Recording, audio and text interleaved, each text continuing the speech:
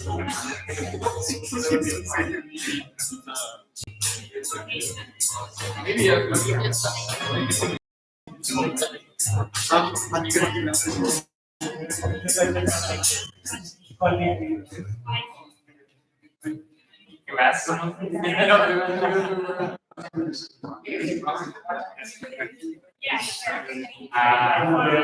next.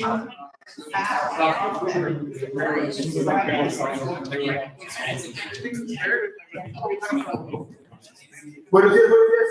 Les gustaría tomar asiento para dar inicio a la sesión. Y'all can try to get this session started. Thank you so much.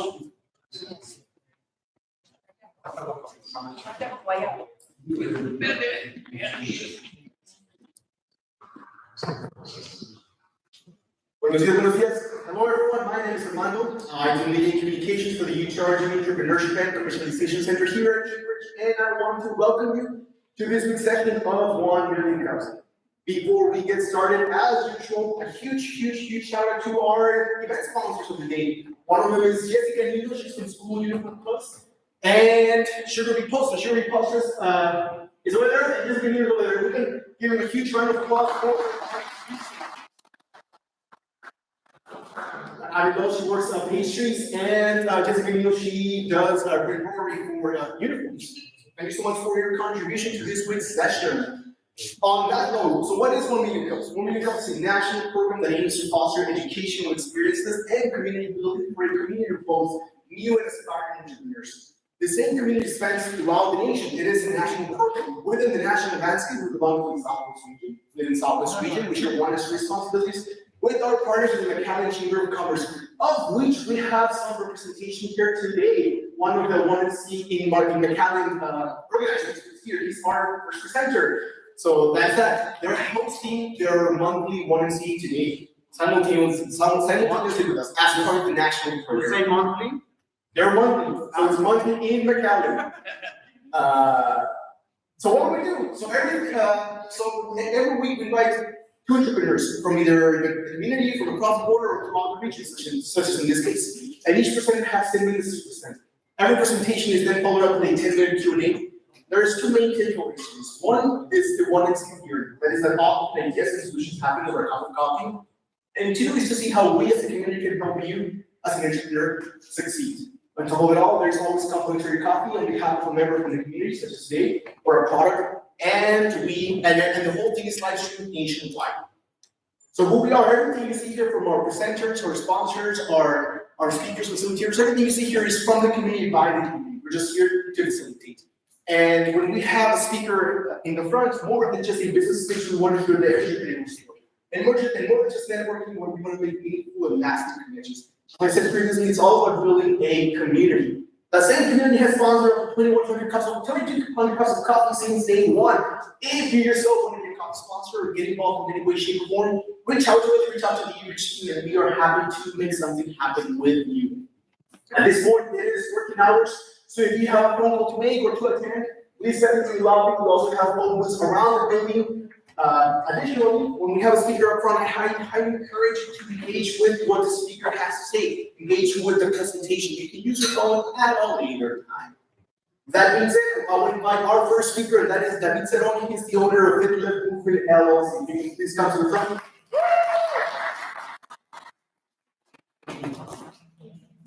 Can you guys hear me okay?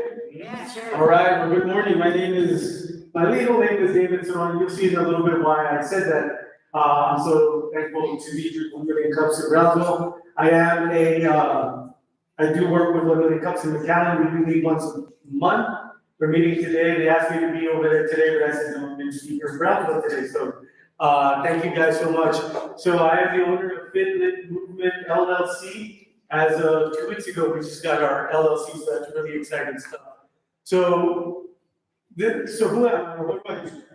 In 2013, I lost my brother Henry to diabetes. In 2014, I lost my sister Mary to diabetes. And normally I've done a lot of pitch competitions, stuff like that. And when I would go pitch, that's where I would leave it at. But as of 2 months ago, I lost another sibling, Carmen, to diabetes as well. This is how it all began. You know, sometimes we wonder how or how does your business start? This is how mine began, through tragedy, through losing family members to diabetes. And after I lost my sister Mary and Henry, I was driving home from work one day. I used to be a school teacher, and it was a simple prayer. It was, God, if you want me to do something different with my life, put it in my heart right now. And he gave me this idea to write a children's book called The Adventures of Exo and Psy. And Exo and Psy, they live in a town called Obesity, where the mayor, Diane Beatties, or Diabetes, wants everybody to be unhealthy. And throughout the book, there are 11 different exercises that kids are to do. So my book actually has exercise workouts for the kids as they read the book. Now, I'm from McAllen, Texas, and unfortunately, we are the fattest city in the entire United States of America for 7 straight years. 7 straight years where we've been number one. I was in a viral YouTube video. A big influencer named Tyler Oliveira. He came down to McAllen, I guess it's 2 years now, and I ran into him at the Plaza Mall. I like to go do mall walks, and I saw him and I said, hey, this is what I do. So I showed him around McAllen. That video now has close to 14 million views. From that, of course, a lot of people see that all around the world. Another big influencer from Japan, his name is Papa Shota. He reached out to me. He's like, hey, I'm gonna go visit McAllen. Would you be in my video? I was like, yeah, let's do it. His video has like 4 million. That's like his most successful video. Has over 4 million views. And then another influencer from Bosnia came down, same thing. Will you show me around McAllen? I want to see what the fattest city in America looks like. And so in these stats, these are Rio Grande Valley stats. In the Rio Grande Valley, over 40% of the population is either diabetic or pre-diabetic. And I'm saying that while you guys are enjoying some really nice treats, but it's okay. Here in the Rio Grande Valley, over 45% of the population is obese, with an additional 30% being overweight but not considered obese.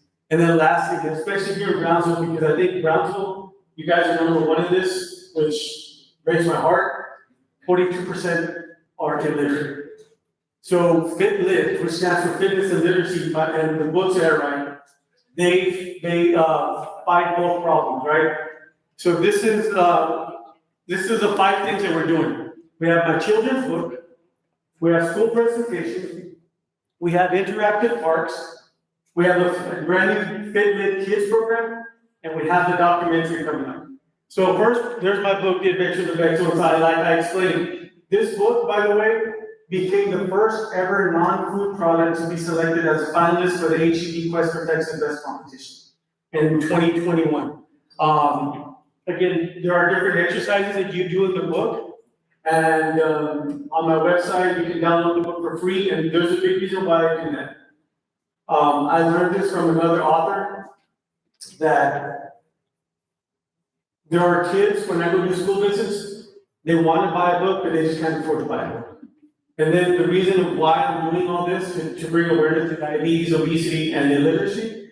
I don't want a child to ever say, I can't have access to your book. So if you go on my website, fitlitmovement.org, you can download the book absolutely free. And I want every kid to own it, either like a physical copy or any copy. Then we have my interactive school presentations. And if you can see through the picture right there, when I go to school visits, the kids are up, they're moving around, they're exercising, they're having a lot of fun. I want to show kids that it's fun to exercise, it's fun to eat healthy, and it's fun to read. That's what FitLit is all about. Next, we have our interactive parks, our FitLit parks. I partnered with an organization, a local organization called Unidos contra la Diabetes, and we're putting these parks in communities like here in Brownsville. They have graciously donated 4 sets of signs to put in school or in communities. We have Rio Grande City, who they're already getting a set of signs, and also Edinburgh. So Brownsville, you guys want a set of signs? That would be amazing. So this is an example of the signs right here. This is a page from my book. And as you can see in the bottom, it has an exercise. Now, the signs that Unidos contra la Diabetes had donated, there's a QR code on that white space. So imagine this, it's on a park trail. You're walking, you're reading the book, and look, you get to the exercise part. There's a QR code. You scan it, and it'll take you to a video showing you how to do that exact exercise. So families can walk, read, and do the exercises and spend some quality time together. So this is our Fitbit parks right there. And next, we have our Fitbit Kids program. This is brand new. This is a 20-week program that we've designed to go into schools to teach kids about the importance of healthy eating and exercise and reading and making it all fun. We fall under category 3 and 4 of the United Nations Sustainability Goals, because that's very important, especially with the schools. Right now, Rio Grande City GCISD, they're the first school district to be implementing this, so we're really excited about that. And then lastly, we have our Extra Mile documentary. So after my sister Carmen passed away 2 months ago, I was walking around the mall again, because I like doing that. And I was just praying, and God put the verse Matthew 5:41 in my heart as far as going the extra mile. And He said, I want you to go an extra 250 miles from McAllen to San Antonio to bring awareness to diabetes and everything. So now I'm training to do the extra mile, or 250 miles. I'm going to walk from McAllen to San Antonio to bring awareness to diabetes, obesity, all this. And we're putting it into a documentary called Extra Mile.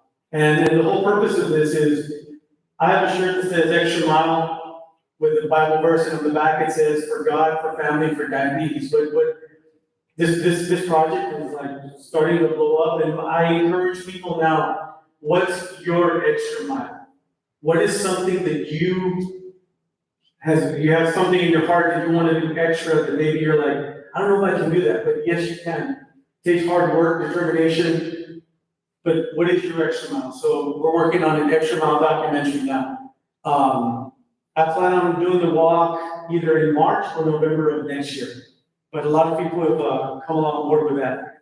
The milestones for this year, the goal is to sell 5,000 books, visit over 50 schools. Again, we want to put 8 Fitbit parks here in the Rio Grande Valley and the documentary. And these are some of our partners. In April, the Dr. Phil, again, from that one YouTube video that went viral, the Dr. Phil show, they reached out to me and they said, hey, we're gonna send a crew down there. We want to record and see what's going on in McAllen, being the most obese in the nation. They came down, I appeared on, I was featured on the Dr. Phil show.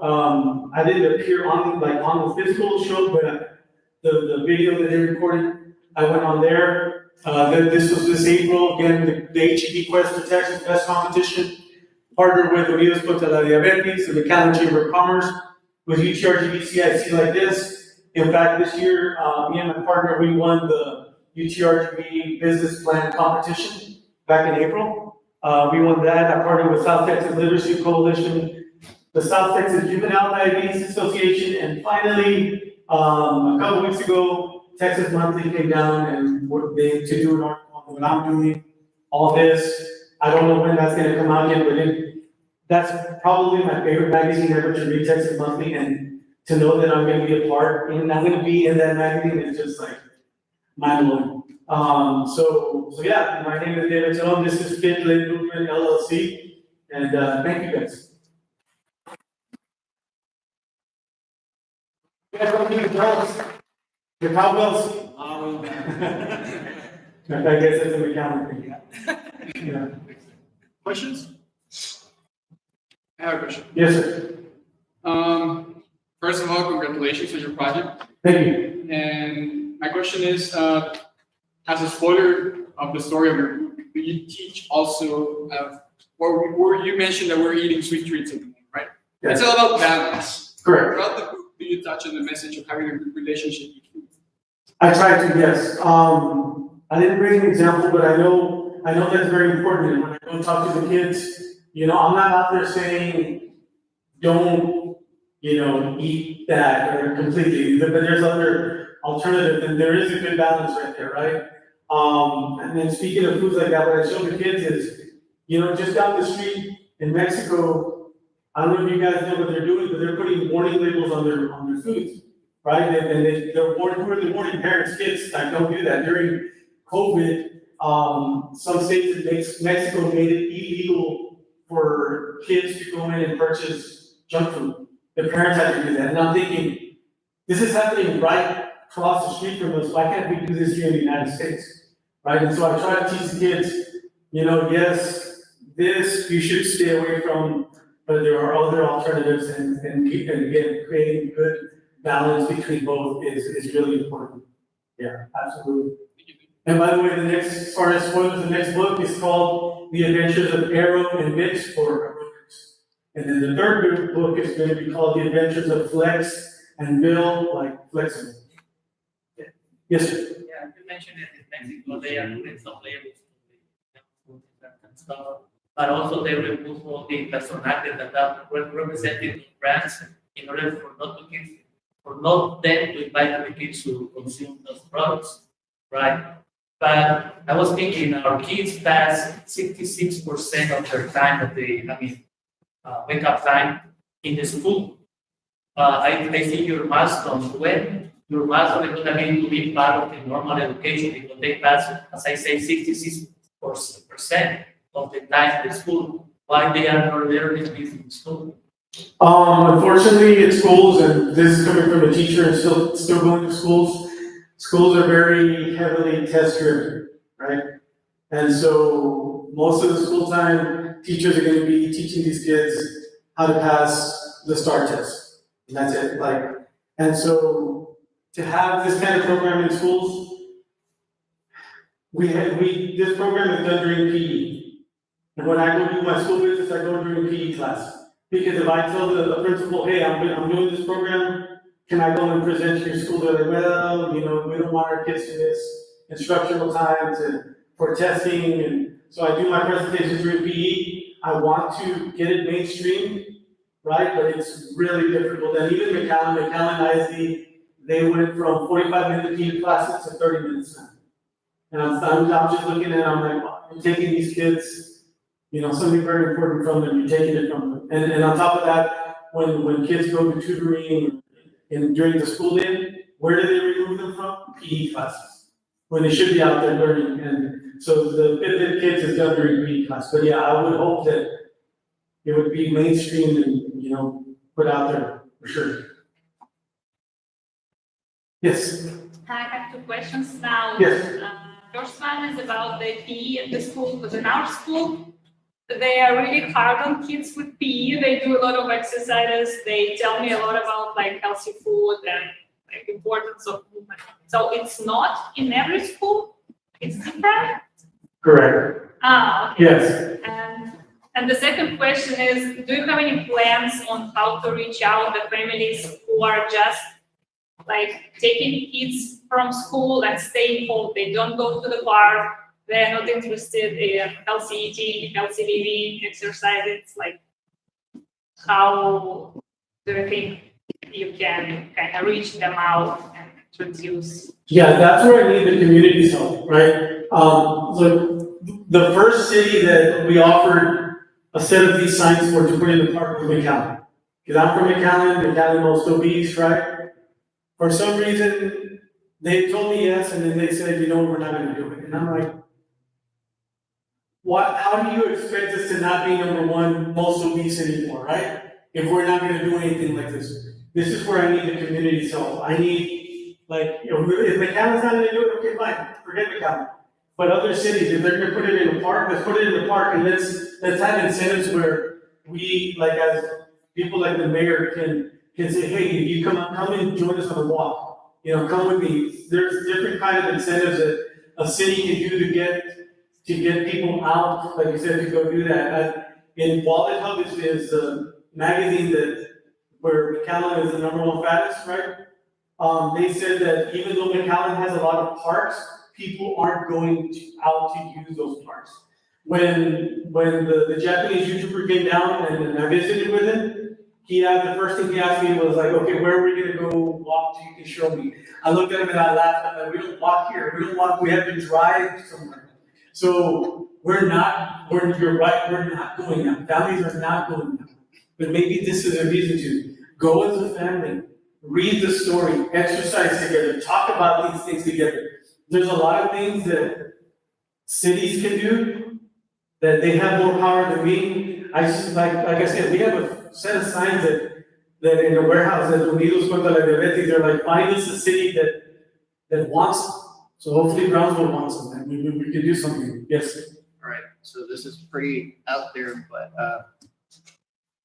to maybe add to her question about how you can get the community moving or families moving, especially if they lock up.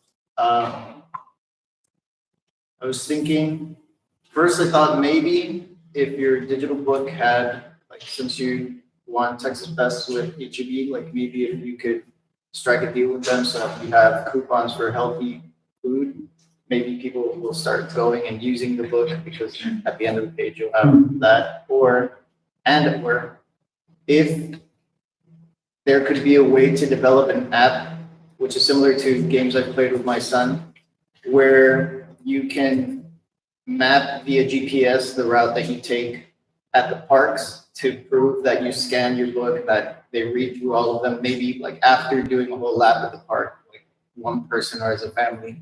Then you get access to coupons so that you get discounts for healthy food. So you get the exercise and the food at the same time.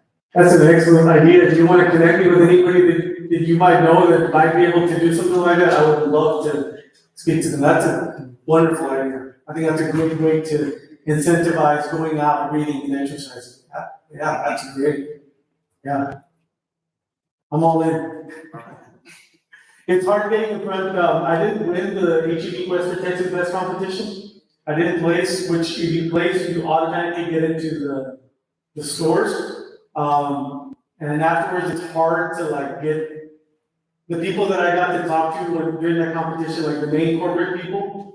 During the competition, they're, oh yeah, anything we can do, yeah, you know. And then after the competition, it's like, hello, still there, still willing to help. But yeah, man, I'm in this fight to the bitter end. So I would love to, like you, again, yeah, I would love to partner with people like that. That'd be great. One more thing. Yes.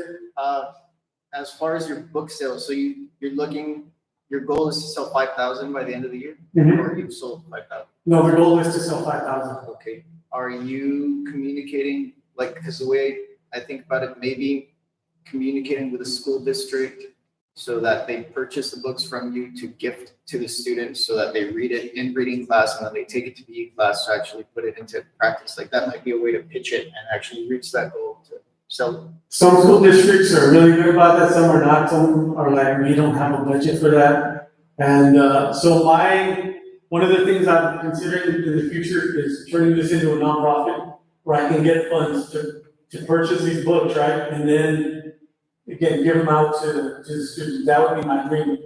But yeah, every school and every school district is different.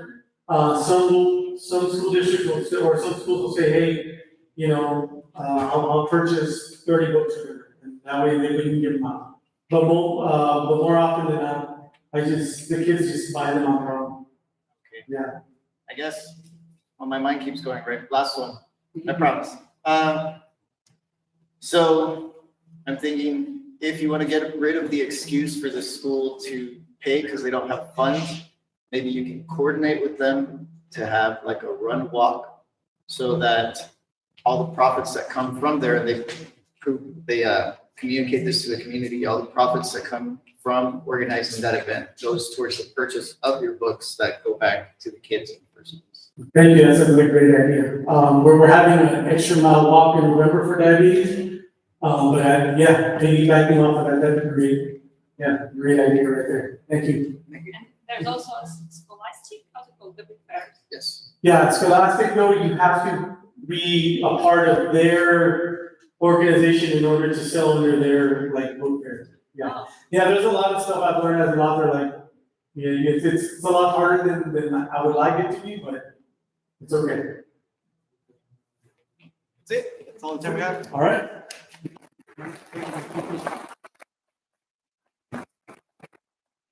Thank you so much, David, for sharing your stories with us and coming all the way from McAllen to be with us. Up next, we have Dina Hernandez. She is the owner of the Pusa Stadium. We have her please come to the front.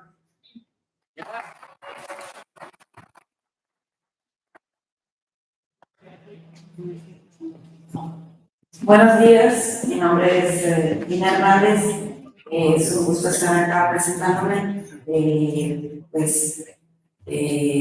les puedo decir? Mi rama es en la área de comida, preparo pupusas, platillos, todo lo que es platillo típico salvadoreño.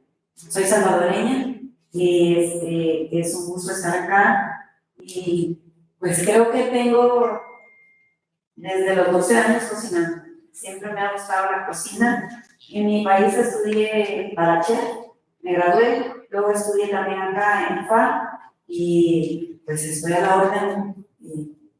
¿Qué les puedo decir? Hago postres también y pueden buscarme en las redes sociales, estoy en Facebook, en Instagram. Pues cocinar ha sido parte de mi vida, ¿verdad? Desde joven me ha gustado la cocina y me han dicho que si puedo dar otros cursos, le digo no, lo mío es la cocina. Yo soy feliz en la cocina. Mis talentos pues son prácticamente todos artes culinarias, postres. Ahorita lo fuerte mío son las pupusas. Me aventé porque dije, casi no hay mucho salvadoreño acá en el valle, entonces todo emprendedor tiene como un temor, ¿verdad? De qué va a suceder, si va a pegar, ¿no? Pero gracias a Dios he tenido una buena aceptación y ahí está todo el mundo comiendo mis pupusas y pues yo creo que ya todos las probaron, estoy a la orden. Y mi sueño más grande es tener mi propio restaurante. Siempre he dicho, siempre he pensado que siempre hay que insistir, persistir y nunca desistir.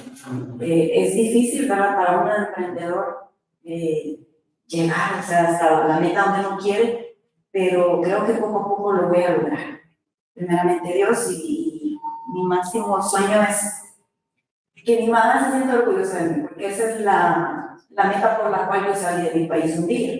Le dije, yo soy una chica que quiero marcar historia en Estados Unidos. Y primeramente Dios lo voy a lograr. Ahí está parte de mis platillos, que son las pupusas. También hacemos agua de pepino, de melón, frutas mixtas. Este día les traje agua de guayaba con jamaica y horchata de arroz. Hechos desde cero. Esta parte de mis postres, pasteles, empanadas, churro cheesecake. También incorporo comida mexicana, como es el sanduchón, a veces me piden pozole o mole, tacos.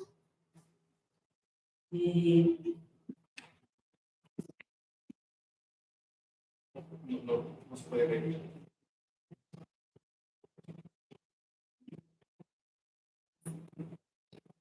Bueno, entonces eso es lo que yo les puedo decir, ¿verdad? De que siempre hay que luchar por sus sueños y seguir adelante. Mi reto más grande es, porque como emprendedor hay días súper altos, días bien bajos, pero siempre con meta de que lo voy a lograr. Y nunca hay que desanimarnos, siempre hay que seguir adelante porque pues, hay mucha gente que se rinde fácil y yo no me voy a rendir. Yo no me he rendido nunca. He tenido altos y bajos en mi negocio porque lo hago desde El Salvador y como les digo, es todo siempre una variación. Hay fines de semana buenísimos, hay fines de semana súper malos, pero bueno, yo siempre sigo adelante y sé de que, como les digo, voy a llegar a tener mi propio restaurante. Estoy a la orden de ustedes cuando gusten con las pupusas, cualquier platillo que se les ordene, también para Thanksgiving estoy a la orden con paquetes de pavos, de espagueti poblano, pues, puré, elote, todo lo relacionado para celebrar su cena de acción de gracias. Y pues, ¿qué más les puedo decir? Soy esposa, ama de casa, de hecho mi esposo está aquí, y no crean que el éxito es solo mío, es también él es parte de mi ayuda, su familia también, que es mi familia, juntos hacemos el negocio, él me ayuda pues a traer todo lo que es los insumos para elaborar todos los productos, y les digo, tuve miedo, un día sí tuve temor, mi empiezo fue con 2 libras de queso, 2 libras de masa, y ahora gracias a Dios ya incorporo las 50 libras de masa, de 4 a 6 quesos, y así voy, ahí voy creciendo. Y pues nada, es lo que les puedo contar. Estoy orgullosa, amo lo que hago y lo hago con todo mi corazón, y creo que eso es lo más importante. Un platillo hecho desde el corazón queda espectacular. Muchas gracias y que tengan un bonito día. Bendiciones. ¿Una pregunta? ¿Dónde te encontramos? ¿Cómo te encontramos? Me pueden encontrar en redes sociales, en Instagram y en Facebook. Million Cups. Bueno, sorry, otra vez yo. Okay. Es claro que tu fuerte es la cocina, ¿no? Y Sí. una de las maneras de crecer profesionalmente es quizá no enfocándose en nuestras debilidades y tratar de cubrirlas, sino en ver en qué somos fuertes y seguir potenciando esa habilidad que tienes, y creo que lo estás haciendo muy bien. Muchas gracias. Felicidades por ese aspecto. Gracias. Mi pregunta es, claramente toda la comunidad tienes para ofrecer una comida deliciosa y quizá hasta nos puedas compartir algunos tips de cocina. ¿Qué es lo que te puede dar la comunidad en este momento que tú necesitas para crecer o dar el siguiente paso? ¿Hay algo que estés buscando en este momento que quizá alguien en este cuarto tenga y podría ayudarte a crecer? Pues el apoyo, ¿verdad? El apoyo a los emprendedores es lo más importante, y consumiendo nuestros productos. ¿Alguna pregunta que tenga así sobre permisos, sobre lugares, sobre algo? Quizá tengas aquí alguna persona que necesite. Sí, exacto, como algo que es para el permiso para poner el propio negocio, ya enfocado en un restaurante. Eso sí me interesaría saber qué hay que hacer. Eso. Entonces, ahorita funcionas desde casa Sí, y tienes entregas, o sea, hay personas que pueden hacer pedidos por... sí. ¿Y cómo te estás promocionando? ¿Cuál es el enfoque de tu promoción para que la gente se dé a conocer tu negocio? Hago videos con mis productos y las redes sociales. Y no hay algo que tú hagas como hoy, pues alcanzamos a conocer tu producto porque tú lo trajiste. Hay otros eventos en los que tú llevas tu producto para que la gente lo conozca. Pues dice que por el momento no, nada más hice un evento en FAR, que fue para una escuela de gastronomía, y me fue súper bien también, pero pues la distancia, ¿verdad? Sí, porque pues, yo lo haría como una sugerencia, o sea, si puedes llevarle tu producto a los futuros consumidores, te das a conocer y de ahí mismo pues te vas ganando a tus clientes. Ok, gracias. ¿Alguna otra pregunta? Dígame. Se ve que te gusta mucho. ¿Por qué usas si es tu especialidad? ¿Qué te lleva acá? Porque veo que aquí consumen bastante las gorditas. Entonces dije yo, pues, ay, no le pegué. Y sí le pegué. ¿Qué?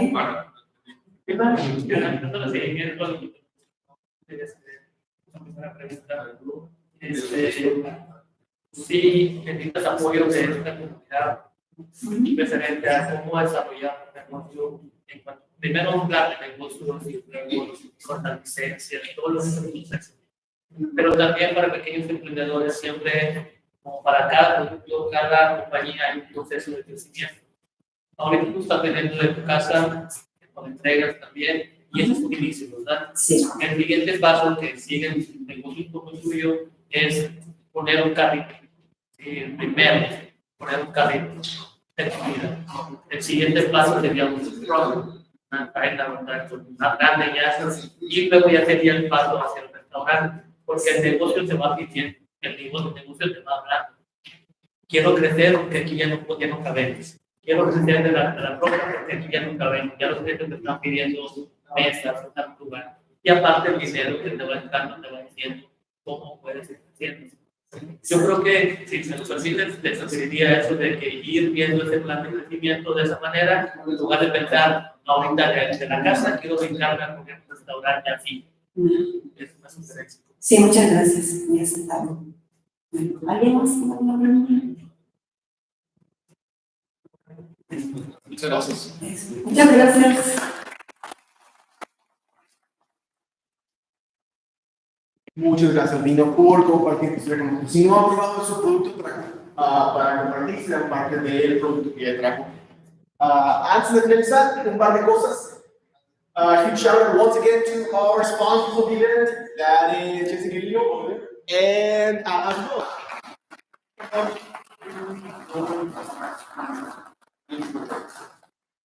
You yourself want to be engaged in any way, shape, or form with the event or upcoming projects, reach out to us. We're happy to make this happen with you. We are a community center, we want you here for the community. On that note, a few things happening here at Ebridge and in the surrounding areas. Next week, October 16th, takes place our Would You 1 Million Cups. I am in the process of getting the winners from the rest of the competition to be here next week. So that's that. If you're interested on seeing what they did to win that pitch competition, next week is your place to be. October 18th. That's wrong. October 24th. That's at the end of the month. We have a using AI. This is a collaboration with Velocity TX, a nonprofit in San Antonio. They are bringing a course on using AI for or in relationship to the social determinants of health for business. Social determinants of health, it's a term used for things or qualities that help improve your quality of life. From the medical field to nutrition, anything in that area, something product service that improves your quality of life. This is a course on AI for that type of business. It is open to the community. It is happening here at Ebridge on the 24th of October. On October 30th, we have a themed 1 Million Cups. This is a 1 Million Treats Halloween special. We have some speakers on theme for that event, as well as some sweet treats sponsored by members of the community and donation prizes. So that's towards the end of the month, October 30th. That's 1 Million Treats happening here at Ebridge. And on November 13th, another themed 1 Million Cups. We have a Veterans Day special. We're inviting 2 veterans to speak on that day. We're going to have also representation from VBOT, which is the Veterans Business Office Resource Center for the University, and SBA, that's the Small Business Agency. Their directors are going to be here. Some other representation from SBA and from VBOT are going to be here. It is a veteran-centric day, but it is open to the community. It's for everyone. We're trying to highlight some of the good things happening within the veteran business community.